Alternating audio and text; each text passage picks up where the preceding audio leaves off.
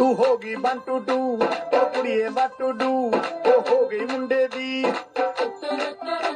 पतंगा वर्गी तू एवें उड़दी ओ हो गई मुंडे दी हिला ते चलदी टुक टुक तू करदी मेकअप तू करदी अंग्रेजी पढ़दी गिट पिट तू करदी जिम्मे कोई न साडी विक्टोरिया तू कंटी